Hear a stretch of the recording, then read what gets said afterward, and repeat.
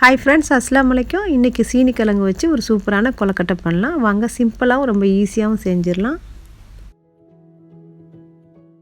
இதுக்கு நான் 1 கிலோ சீனி கிழங்கு வாங்கியிருக்கேன். இந்த சீனி கிழங்கு நல்ல மண் இல்லாம நல்லா கழுவிட்டு ஒரு பாத்திரத்துல போட்டுட்டு இதுக்கு வேண்டிய அளவுக்கு தண்ணி ஊத்திக்கங்க. தண்ணி ஊத்திட்டு மூடி போட்டு நம்ம ஸ்டவ்ல வச்சு இந்த கிழங்கு நல்லா அவிச்சிரலாம்.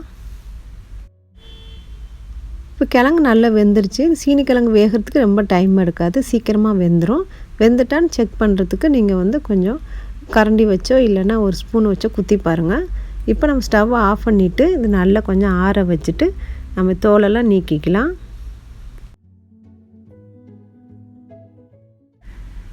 இதுக்கு 1/2 கப்பு கடலைப்பருப்பு எடுத்துக்கோங்க. கடலைப்பருப்பை 2 தண்ணி அலசிட்டு குக்கரில் நம்ம போட்டுக்கலாம். இதுக்கு 1/2 கப்பு தண்ணி ஊற்றி நல்லா வேக வச்சுக்கோங்க. கடலை எவ்வளோக்கு வேகுதோ அவ்வளோக்கு நல்லா இருக்கும்.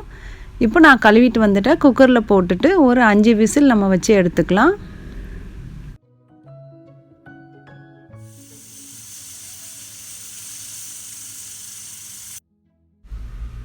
இப்போ கடலை நல்லா வெந்துருச்சு. வெந்த அப்புறமா பருப்பையும் தனித்தனியாக எடுத்து வச்சுக்கோங்க.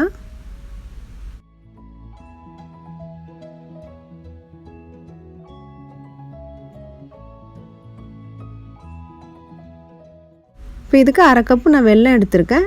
உங்களுக்கு வெல்லம் வேணும்னா நீங்கள் நாட்டு சர்க்கரை கூட நீங்கள் சேர்த்துக்கலாம். இதோட 1/2 கப்பு தேங்காய் பூவும் எடுத்துக்கோங்க. 2-3 ஏலக்காய் நல்லா தூள் பண்ணி எடுத்து வச்சுருக்கேன்.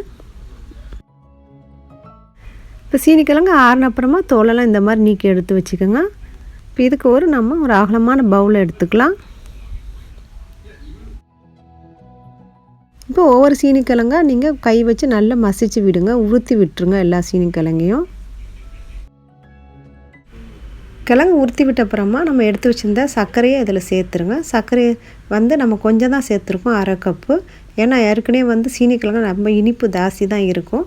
அதனால் உங்களுக்கு தேவைக்கு ஏற்ற மாதிரி நீங்கள் சேர்த்துக்கோங்க. இப்போ தேங்காய் பூவும் இதோட சேர்த்துக்கலாம். கடலைப்பருப்பு வேக வச்சுருந்தோம், அதையும் இதில் சேர்த்து நல்லா பிசைஞ்சு எடுத்துக்கோங்க. இது கூட நம்ம ஏலக்காய் பவுடர் 2-3 ஏலக்காய் நான் தூள் பண்ணி வச்சுருக்கேன். கொலக்கட்டை நல்லா டேஸ்ட்டு கொடுக்கறதுக்கு ஒரு 1/2 டீஸ்பூன் உப்பு எடுத்துருக்கேன். இந்த உப்பு நல்லா கலக்கிறதுக்கு நம்ம கடலைப்பருப்பு வேக வச்ச தண்ணியிலே இந்த உப்பை நல்லா கரைஞ்சிக்கோங்க. கரைச்சிட்டு இது கூட சேர்த்து நல்லா பிசைஞ்சு எடுத்துக்கோங்க. கொலக்கட்டையை பார்த்திங்கன்னா கொஞ்சம் அவிச்சு வச்சப்புறமா திக்கான மாதிரி இருக்கும். கொலக்கட்டை நல்லா எப்போவுமே சாஃப்டாக சாப்பிட்றதுக்கு கொஞ்சம் லேட்டாக சாப்பிட்ற மாதிரி இருந்துச்சுன்னா இந்த தண்ணியவே நீங்கள் ஊற்றி நல்லா கொலன்னு நீங்கள் பிசைஞ்சு வச்சுருங்க. கொஞ்சம் நேரத்தில் நல்லா இறுகிரும். இப்போ நம்மளுடைய சீனிக்கிழங்கு ரெடி ஆயிடுச்சு. நீங்கள் கையில் கூட கொலக்கட்டை பிடிச்சிக்கலாம். இல்லைன்னு சொன்னால் நான் சும்மா அழகாக இருக்கிறதுக்கு வேண்டி இந்த மாதிரி அச்சு கிடச்சிச்சு, அந்த அச்சில் வச்சு அச்சு மாதிரி நம்ம செஞ்சு எடுத்துக்கலாம் கொலக்கட்டையை. இப்போ இந்த அச்சில் கொஞ்சம் எண்ணெய் தடவிட்டு நீங்கள் எடுத்து வைங்க. அப்போ நம்மளுக்கு ஒட்டாமல் சூப்பராக தனித்தனியாக கலந்து வந்துடும். இந்த சிம்பிளான கொலக்கட்டை நீங்களும் செஞ்சு பாருங்கள். உங்களுக்கு கருத்துக்கள் எங்ககிட்ட ஷேர் பண்ணிக்கோங்க. சில பேர் சீனிக்கிழங்கு அப்படியே அவிச்சு கொடுத்தா சாப்பிட மாட்டாங்க. இந்த மாதிரி நீங்கள் கொலக்கட்டை செஞ்சு கொடுத்து பாருங்கள். கண்டிப்பாக நல்லா விரும்பி சாப்பிடுவாங்க. நல்லா டிஃப்ரெண்ட்டாகவும் நல்லா டேஸ்டியாகவும் இருக்கும். இந்த ரெசிபி பிடிச்சிருந்தா ப்ளீஸ் லைக் பண்ணுங்கள், ஷேர் பண்ணுங்கள், சப்ஸ்கிரைப் பண்ணுங்கள். மீண்டும் அடுத்த வீடியோ சந்திப்போம். தேங்க்ஸ் ஃபார் வாட்சிங் ஃப்ரெண்ட்ஸ்.